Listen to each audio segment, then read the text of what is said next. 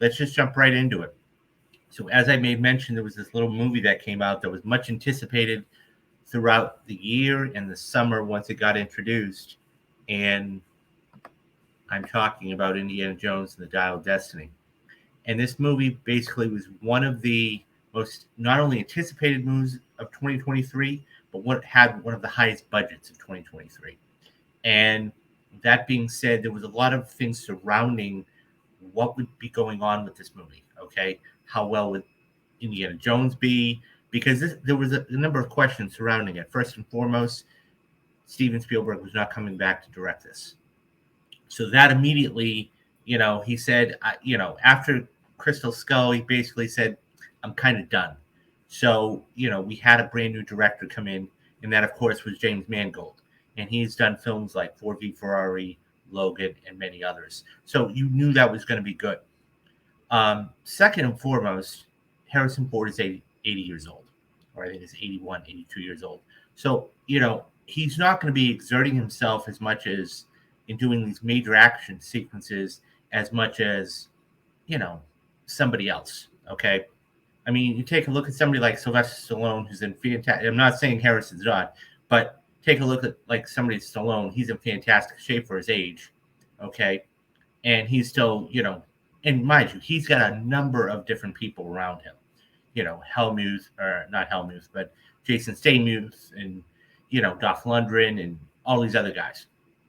So that's another thing. Number three, what new iconic thing would they have to come up with to really push this thing along? So in Kingdom of the Crystal Skull, we had something different, but this was different. I mean, if you looked at the first three films, okay, I mean, with the exception of maybe the Shakara stones, and I don't even know if those were actually, I would assume they're real to a certain extent. You had three iconic things that are basically like archaeological treasures. Okay, in the Raiders of the Lost Ark, you had the Ark of the Covenant, okay, where the Ten Commandments were kept. In Temple of Doom, you had the Shakara stones, okay, and then of course in Last Crusade, you had the Holy Grail. So, what new thing would be, coming up? And of course, one of the big things, one of the big fads in Hollywood right now, besides the multiverse, is time travel. And so they set on that. So then it was, how do we put enough nostalgia, because that's one of the big things right now, that we put enough nostalgia in there, but we have an original type of story. So as I said, I went to go see it the other day. It had a $297 million budget. And this is one of those films, too, that, let's face it, with all of the technological things that Hollywood has at its disposal, it's interesting to see what happens. So one of the big things that is coming along today is de-aging. And, how it's done in, the amount of money it takes and everything else. Okay. All of that being said, it had a 295 or 297 million budget. So the question is, and what everybody wants to know is, how much did it make, right? So this comes from THR, and I'm going to read it, and then I'm going to put it in perspective for you guys. So Indiana Jones and the Dial of Destiny cursed with a $60 million domestic opening. Indiana Jones and the Dial of Destiny dug up an estimated $60 million in its debut domestic weekend, a troubled start for the fifth and final installment of the famed action-adventure series starring Harrison Ford. The hope now is that Disney and Lucasfilm tentpole will hold well, beginning this week as Americans celebrate the 4th of July. The movie, directed by James Mangold, should finish Tuesday with a domestic total of $82 million. So they're already projecting another 22 for today and tomorrow and so on. Overseas, the movie launched with $70 million with a lackluster global start of $130 million. The UK led with 8.9. France led with 4.7. South Korea, 4 million. Germany, just around 4 million. But the picture bombed in China. only making $2.3 million. For Dial of Destiny, the challenge has always been attracting new, younger fans, in addition to those who grew up with the franchise, like myself. The movie, which suffered a series of delays, cost a hefty $295 million to make before marketing. So even if you take $100 million for marketing, this is almost a $400 million picture. As it stood, the movie's opening weekend skewed notably toward the older crowd, with 42% of ticket goers being 45 and up, yours truly, including 23% 55 and older. That's a breakdown rarely seen when it comes to a Hollywood summer tentpole. Even before the pandemic, older moviegoers weren't known for rushing out to a movie to see it on opening weekend. The picture also skewed notably toward male, 58%. On Saturday, families started turning up. The filmmakers had hoped for a domestic launch close to the 65 million, but a B-plus cinema score and tepid reviews are likely hampering word of mouth. One bright spot is that the 88% positive audience on Rotten Tomatoes. Dial of Destiny is a sequel to, of course, the 2008 Indiana Jones and the Kingdom of the Crystal Skull, which posted an impressive three-day opening of $100 million. Now, you have to remember that was pre-pandemic, too. Crystal Skull is likely the first of the three indie films was directed by Steven Spielberg. The Indiana Jones movie, of course, sees Harrison Ford reprise his role as a swashbuckling archaeologist. The 80-year-old stars opposite Phoebe Waller-Bridges, who was really good, by the way, Antonio Banderas, John Ryle-Davies, Toby Jones, Boyd Halbrook, and, of course, Mads Mikkelsen as the villain. Keeping the film series ongoing, the Nazi theme alive, the Dial of Destiny storyline revolves around an ancient device chased by Jones and a villain played by Mikkelsen. Although opening pre-4th of July is DreamWorks Animation and Universal's Ruby Gillman Teenage Kraken, it bombed with an estimated $5.2 million. The family picture came in 6th overseas, and that opened to 7.6 globally. However, holdouts like Spider-Man Across the Spider-Verse swung past the $600 million worldwide mark. The animated picture placed number 2 domestically with $11.5 million for a grand total domestically of just a shade under $340 million. Overseas, it hit $267 million for a global total of $607 million. Disney and Pixar's Elemental, which we have a story coming up on them a little bit later on, continue to show legs after a troubled start, placing number 3 domestically with 11.3 for a North American total of 88.8 million. Overseas, where it continues to roll out, earned another 29.8 for a grand total of 186.8. And No Hard Feelings, starring Jennifer Lawrence, tumbled to 50%, which, by the way, is your average run-of-the-mill fall. I mean, that you want anywhere between 40 to 50%, and that's holding good. To a second weekend of $7.5 million for a domestic total of 29.3, worldwide $49.3 million. And of course, Paramount's Transformers: Rise of the Beast rounds off the top 5 with $7 million domestic, and it has made just over $381 million worldwide. Okay, couple of things to talk about. Number 1, this movie was okay. This movie was not fantastic. And anybody who watched the spoiler cast knew what I meant and had seen it. Okay. That being said, okay, Lucasfilms took a shot with this and it missed.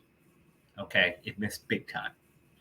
And we are starting to see, at least in this summer and probably moving forward, we are starting to see quality over quantity. And any films that are not doing well, especially opening weekend, okay, are not going to do well moving forward. That's just a fact of life, okay? What it's not saying in there, too, in that article, is The Flash tumbled another 66%, okay? So this is just falling off a cliff and free falling at this point. That being said, films that are doing well, okay, have a good story, have a good plot, maybe have a good villain. Okay. And I think that this didn't have any. Okay. This was trying to combine a couple of different things that were the fads today. Okay. If you want to call it the Dial of Destiny multiverse type of thing, you could do that. And that's really what it was to a certain extent. So it tried to rely on that. It tried to rely on nostalgia. It tried to rely on story, and it just didn't work. Personally, I thought Phoebe Waller Bridges was very good for what she had. Okay. I mean, she kind of, I won't say carried the film, but she was a good supporting role for Harrison Ford's Indy. The kid, the other character that she was with, I there was a complete throwaway character for me. Matt Mikkelsen was very good. He was good as the villain. It's a shame that they're not kind of come back and reprise this and everything else. What this film tried to do also is rely on nostalgia with cameos and an ending, which I'm not going to give away, guys, in case you want to go see it. But you'll understand it when you see it. There's a film that I compared to in the spoiler cast, which I won't say here, that you'll say, "Oh, I see what they did." B plus cinema score is not going to help it. I mean, look at The Flash. That made it had a B plus cinema score and bombed. Okay, now to put this in perspective, okay, The Flash made $55 million opening weekend. Right? It made 55. So this made that much more than The Flash opening weekend. Okay, that much more. And I think that part of it was, the story. I think part of it was him. I mean, he's 80 years old. I mean, how much is he really going to be able to do? Okay. A lot of this picture was CGI. A lot. And that's just a part of the nature of it. So I think Dial of Destiny was a good, entertaining film. It's definitely not perfect, and it's definitely not the upper level we would expect, but still a very good film, in my opinion. These films deserve better. Yeah, no, I think, and I would agree with you on, and look, I only saw this yesterday, so I can't really, coming out and doing the spoiler cast the day I saw it, and it was the same thing about The Flash, okay? I think I was very harsh on the film. When I look back on it, it's not a bad film. There are elements to this film that are good, okay? But there are some elements that I can't get on board with. And as far as, the film itself, yeah, it's not a bad film. The problem is, especially this summer in the last 2.5 months, everything's so packed together. Okay. I mean, this goes all the way back to May 5th. Okay. With Guardians of the Galaxy. Okay. And then you had, that had the 5th and the 12th. And then you had, another film come out. Okay. And then, I mean, Little Mermaid was at the end of the month. And then you had Spider-Verse that came in, and that really did well. And then you had Transformers, and you had The Flash, and now you have this. So there's so much packed into it. And I've said it before, if one film doesn't do well, the other one's just going to eat it up.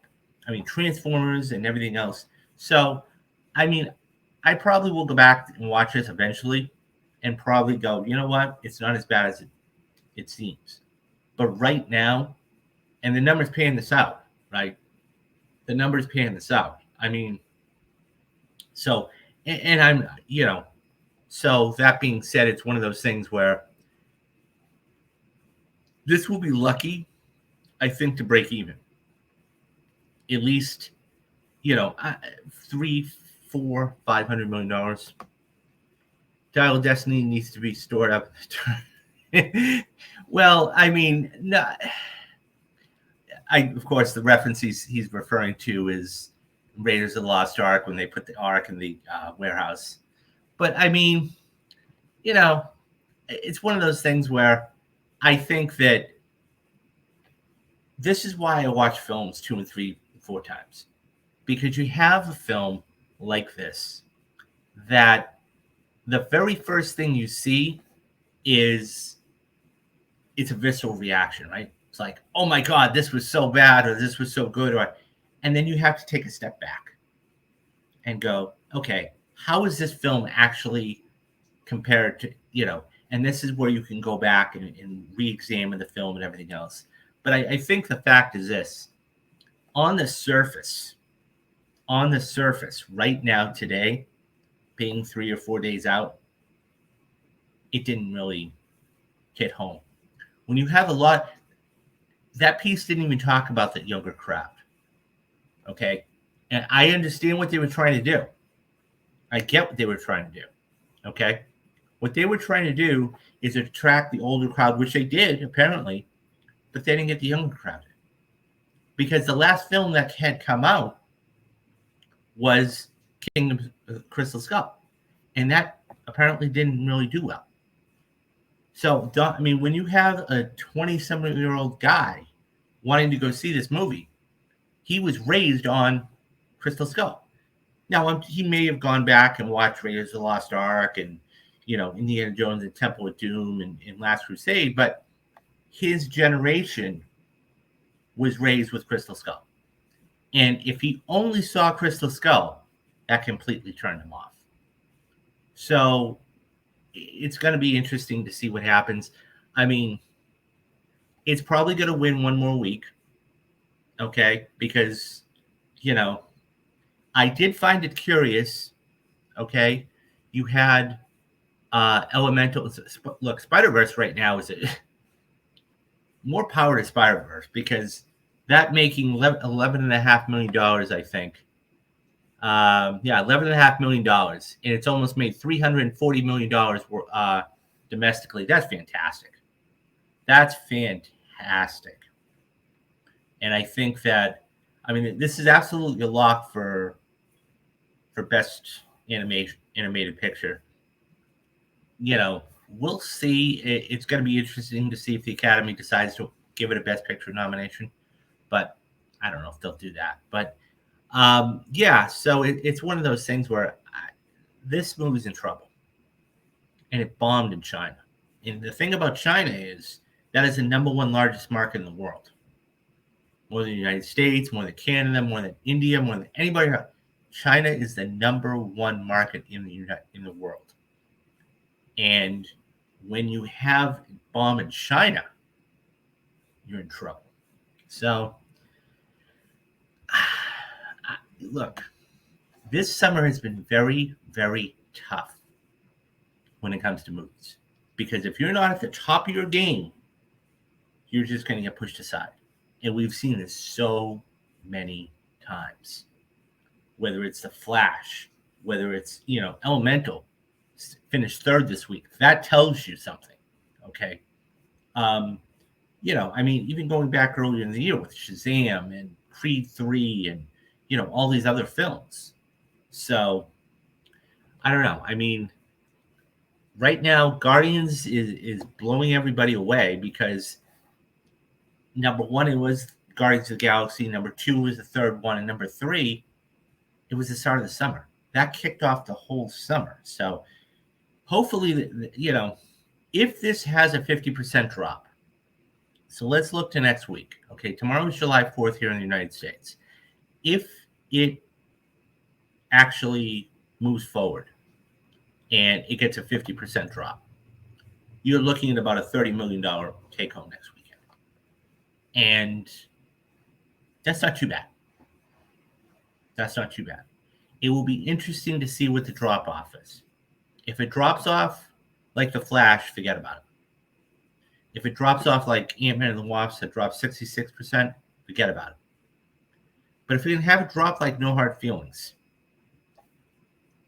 then that will be curious. But to have it be a very tepid response. And one thing that I think really hurt this film to begin with was this played at Cannes.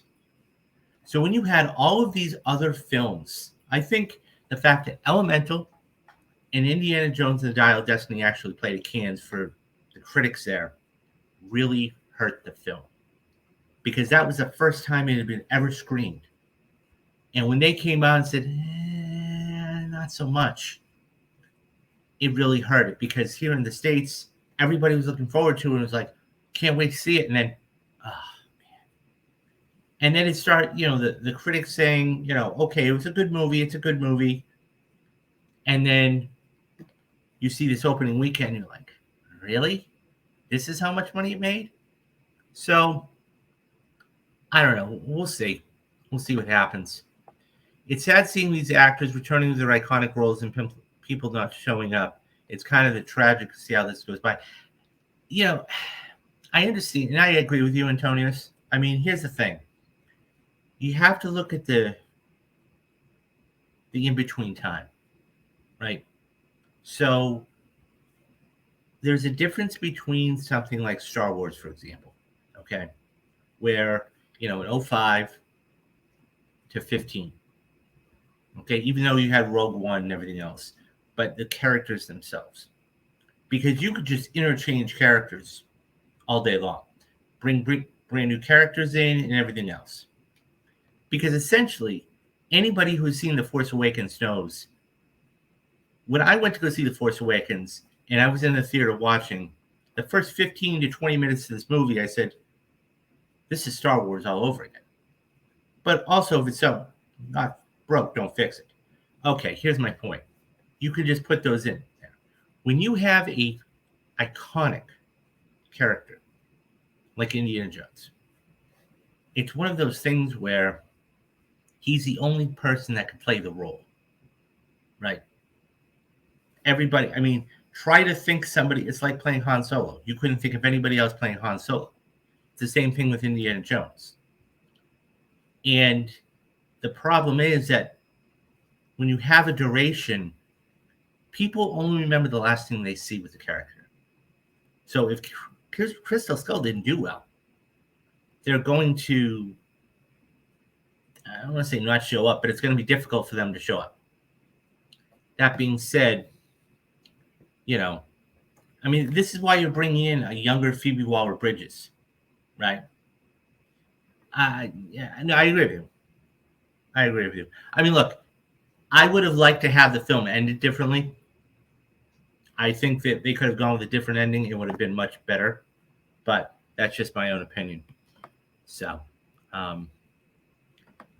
anyways, guys, what do you think about Indiana Jones only opening up to $60 million here in the States? Do you think that's a good thing? Do you think that that's the way it should be? Or do you think they lowballed it? Do you think this movie should have been $100 million? Do you think that, the reviews are wrong and this is a really, really good movie? Leave me your thoughts down in the comments and I'll get back to everybody.